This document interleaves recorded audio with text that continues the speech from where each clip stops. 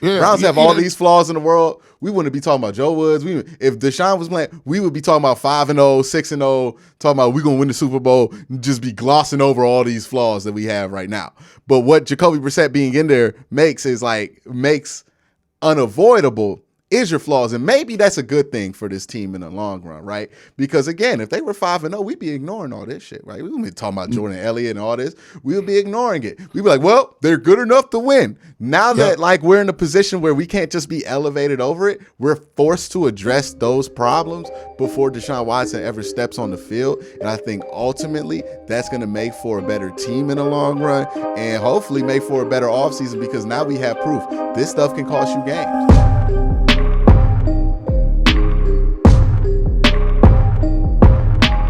All right, man. So we are backstage. We talking about how this is a must-win game for the Cleveland Browns. Now, I think it's close to a must-win game as you can have in the early part of the year, right? Because theoretically, there's nothing must-win until it's must-win for real. But I just wanted to know. I wanted to pick your head for a little bit. When it's a must-win game, one, at this point, like, I don't know if you ever had to be in a must-win game this early in the season, but like, is there a point in which everybody on the team starts to understand this is a must-win game and the whole demeanor of the building kind of changes? And is that something you found that is helpful, or is it like, are you better when you just going in there loose? Nah, I think must win games is like, it's like when if you get in like an accident or something, right? Like if you've ever been seriously injured, right? And you know it ain't just nothing like a sprained ankle, like it's a moment of clarity of this ain't no regular hurt. I didn't sprain my ankle. I didn't completely tore my whole Achilles heel, or I just made a cut and my knee is shaking everywhere. Yeah, I tore my ACL. When you had that feeling, like you understand in your heart of hearts, like I listen, I need to have this needs going to need to be surgically repaired. And then you get this level of urgency because you be trying to get somebody to come out there to get you. You be breathing and wallowing all funny. You be like, oh my God. They be telling you to calm down. That's how it is when you gotta like, cause you gotta think about it. This early, you 2-3, right? And sometimes people can calm you down. Sometimes people can say, hey, listen, hey guys, it's still early. Look at the standings. So and so lost. Baltimore is tripping. Cincinnati having a little Super Bowl drought. That's all fine and dandy. But in this game, if you lose it, you're 2-4. Now that means you would have lost to a rookie quarterback. Like again, like you at home, you be 1-3 at home, and you've lost to this team 2 years in a row with rookie quarterbacks. And you pretty much, like, to be truthful, Clowney's not going to be there. Okay. But relatively speaking, you got your whole roster available with you. So this is a game that you should win if you call yourself a contender.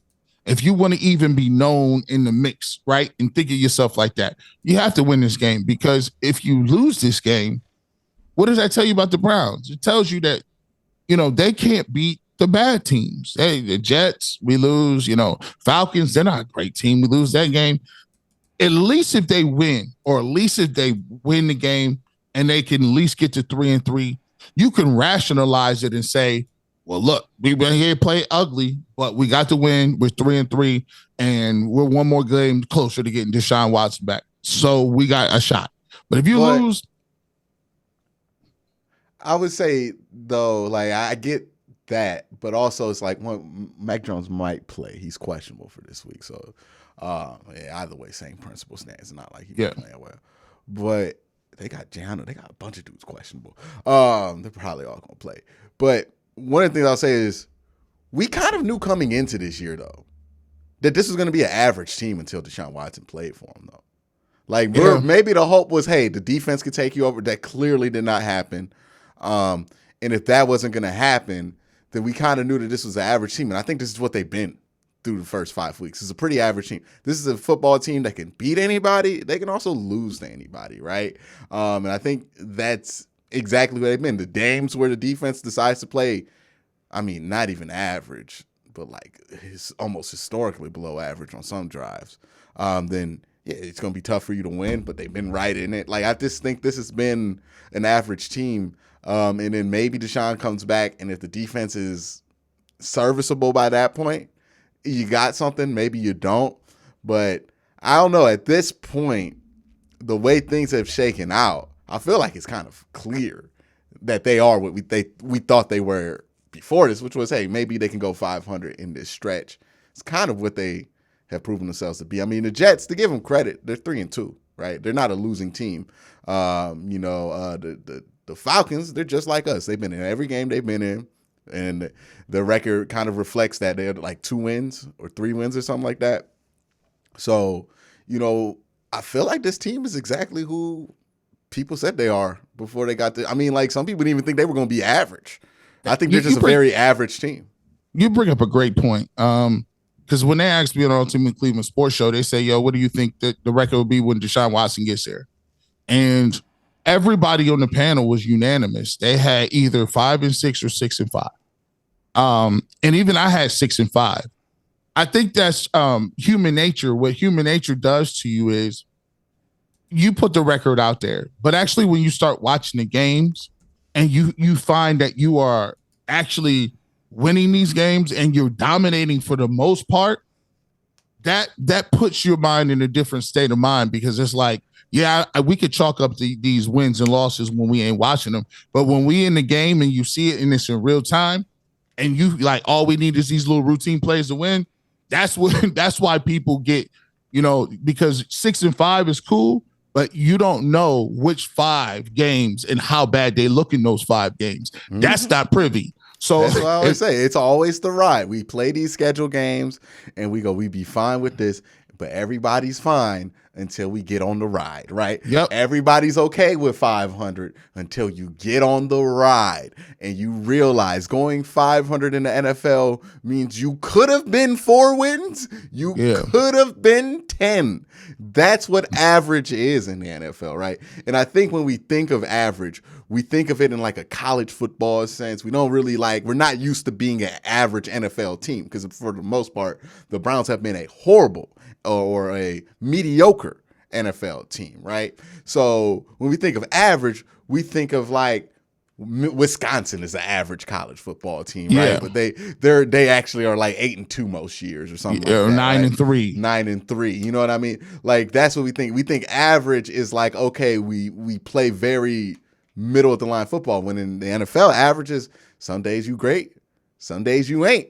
You know what I mean? That's average in the NFL, right? That's what it looks like. And this is precisely what average looks like when you lose by a combined 6 points. And we can act like this is rare. This is what every average football team in the NFL is going through. If you look at the Atlanta Falcons, they're a very average team. They're doing the same exact stuff we're doing, right? The Tennessee Titans, they just won 3 in a row after losing their first 3 straight. They are an average football team. They're doing the same stuff we do, right? And let's be real. Let's say the Browns did get to 5-0, right? They got the first 5 wins of the season, right?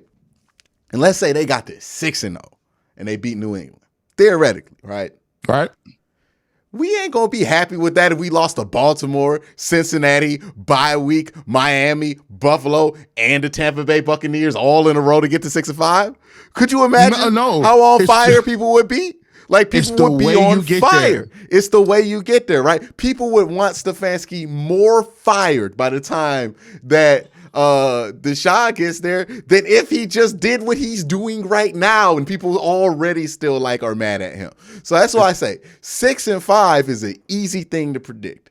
It is not an easy thing to watch. And I tried to tell everybody in the season before, this is going to be tough to watch. Your butt cheeks are going to be clenched consistently in the fourth quarter. And has that not been true in literally every game, G. Bush? Have we not had tight fourth quarters every week? This is what average football is. We start our post-game show at 2-minute warning. We find ourselves watching the 2 minute. We like, onside kicks, last second field goals, penalties, blown coverages in the last I've second. given up the ideal of winning by 20. Like we not doing that this year. That's not what's happening. Like maybe if the offense becomes elite, then we can do that. But we need a unit of this team to be elite to be able to do that. And that's that's all I've been saying. We predicted average. We wanted average. We getting the average. But average ain't what people think it is when they predict it. Everybody who predicts average actually wants elite. And yes. That's the thing. We've seen this with quarterbacks where, we want an average for so long in the city. Then we got average, and then we was like, oh, that's why don't nobody want average. It's right? It's upgraded. I need that upgrade now. I'm been cool with this average. Nobody is okay with average. That is, everybody acts like they're okay with average, but at the end of the day, watch your emotions as your team become average. Like, you know what? I would argue though, Q. I would argue though that the statistics, and then you look at PFF, they have the Browns and there's an elite offense. They are. But the defense brings them back down to average. That's what it is. And the thing that stings for us, I think that's making this even more difficult, was that we did not anticipate the offense to be good, right? Yes. We thought this offense was going to be a grinding them out, slow grind kind of team. No, they turned out to be really good. Turns out Kevin Stefanski is really good at that stuff, right? But the defense, is so bad. It's way worse than we expected. So in our minds, we're thinking, man, if this defense should just be what they're supposed to be, we would be a great team right now. Or even but the average. problem is that the defense is what they are, which is cheeks. And we just didn't see it, right? It was just, it got us. And look, they do this to us every year. Last year, we thought the offense was going to be elite, but the defense is going to be getting it together, and it turned out to be the other way around. And then this happened again this year. It is what it is. I understand why people are frustrated, but I think, this is something that I think we're learning as a fan base, the younger fans, the fans that are really a fan of the expansion era Browns, is something that we're learning all together, which is the price of average. And the price of average is much more expensive than anybody ever anticipates, because it ain't easy to be average in the NFL. Well, I'll tell you what, I think one of the things that's a cumulative effect, when and a lot of people and a lot of guys that come to the organization that's new coaches or younger players that have been here, in the last 5 years or so, what they don't understand is they're like, dang, man, why do you think everybody's talking about booing? We got booed. Booing is like the a main topic, like, to them now. What they don't understand is, like, they wasn't here before, right? They don't understand, like, the Browns have probably lost in every conceivable way, like in every bad way that you could lose a football game for 30 years. We did it. And so when you get to a point where now the new players is in and they're saying, like, well, look, man, we competitive, said we close a couple plays here or there from winning, and I don't know what y'all upset about. They don't understand that the fans done been through 5 or 6 iterations of what this team is. And to be truthful, the most painful part about it is this team on paper is probably one of the most talented teams a lot of people, Browns fans, have seen. And so it's even more frustrating to be like, even though, like, I know there are some other teams that, like, had less talent, they was taking L's. But now, even when we got talent, we're losing in some of the same ways that those terrible teams used to lose, which is hard. It's a hard pill to swallow. It's just hard. The truth is, when you spend 20 years of your existence being a bad football team, which the Browns did spend about 20 years being a bad football team, you're going to see them lose in every single way imaginable. Because when you're like, that just is what it is, right? Because when your loss percentage is like 600, you're just more likely to see so many different styles of losses, because that's what it is. People interpret it as bad luck. The bad luck is that the team sucked for 20 years, right? That the team had incompetent management for 20 years. And yeah, we're seeing some of this stuff again this year. I don't think it's something unique to Cleveland. I think any team that's been bad as long as Cleveland has, like, their fans are going to see their teams lose and like ask an Oreo fan what it's like to be a Oreo fan, like or a Wizards fan. They just feel like they can lose in any way possible. It's not like that for Cavs because like we don't feel like the Cavs can lose in every way possible. We know that Michael Jordan could beat us, and like if we ain't got LeBron, it might be trouble. But for the most part, we've seen the Cavs be decent, and when they ain't good. Let's be real, most of y'all ain't watching. Like, okay, they ain't got enough. They ain't got enough. They ain't got it. But that's what I'm saying. Like when you have spent so much time being terrible, you're gonna see heartbreaking losses because you're a terrible football team. Not because you curse, like just because you're a terrible football team. And terrible football teams, what do they do at the end of the day? They lose. And this Browns team, they're not a terrible football team. They're a very average team. Great offense, horrible defense. Put that together, smack dab average, right? That's what they are. That's what they are right now. You brought me to the point. I'll save this question for when we do the video on the flip side. To me, there's a question that like people want to like. We got to answer this, and I'll be the devil's advocate. Is it the fact that we said the defense could be elite, could be good? Is it time to start questioning whether or not we overestimated the talent level on this team?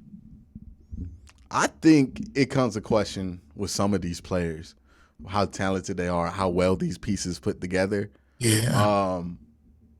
But we also it's hard because I don't think it was unjustified why everybody thought this defense would be good. I thought it was justified. They played really good against some decent competition last year. At the end of it, they had some good showings. It looked like, okay, things are getting together. But I think more so than the talent level, I think the effort level has not been consistent from the end of last year to the end of this year. And I think who do you blame for that? I think that's on everybody. I don't think it's just one person. I think that's on everybody, right? And I think what happens, and you see this with a lot of teams and a lot of players, is until it really, really mattered, they're not focused. Like, it just is what it is, right? That's just how these dudes can be sometimes.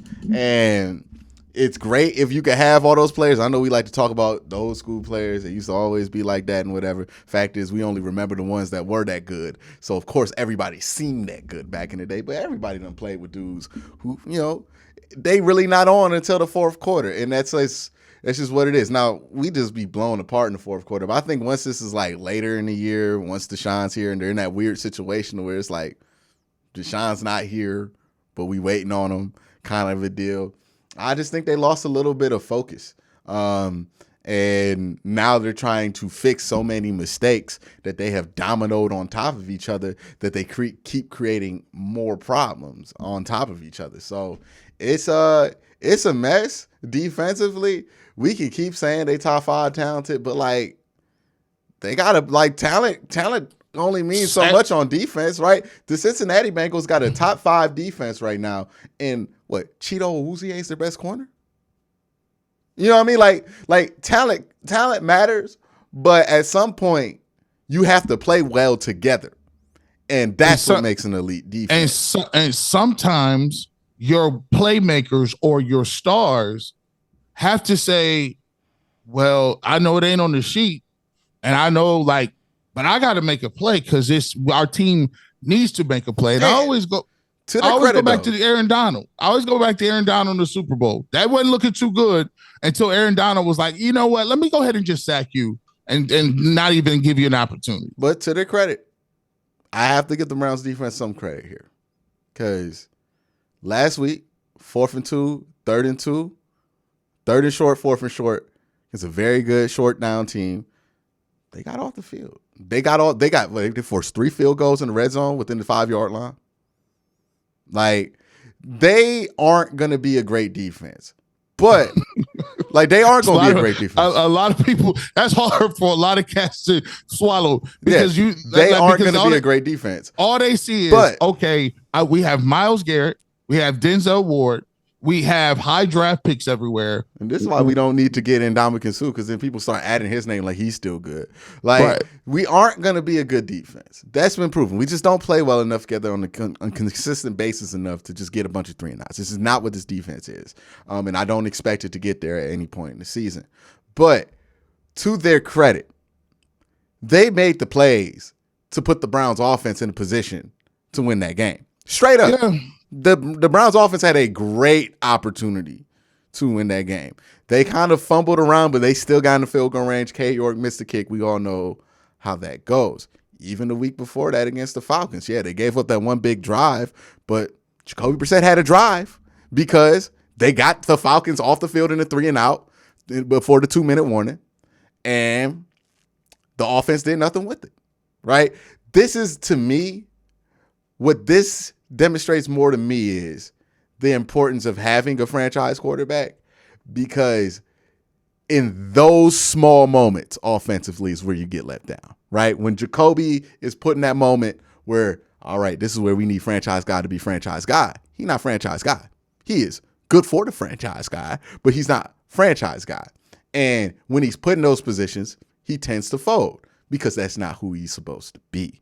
That's where I think if Deshaun were here, we could live with the defense, not because the Browns would be putting up 40 points every week, but because the defense does get those key stops when they need to get those key stops. They have enough talent individually to where they can make those plays when they need to. They just don't play well consistently enough. But at 3 downs, they can get it. 3 downs, they can get it. But like a whole game, they ain't going to do it for a whole game. So they have that, and that's enough when you have a franchise quarterback on defense. When you're trying to cobble together the pieces and get these 6-minute drives on offense, it's just not enough. And I think that's been their biggest problem, is that the defense right now is not good, but they can make a couple plays when they need to. And that's okay when your quarterback's great. That's not okay when your quarterback's okay. Well, and plus, that's okay now. But when you get to the playoffs, you ain't playing nobody that's going to be a scrub.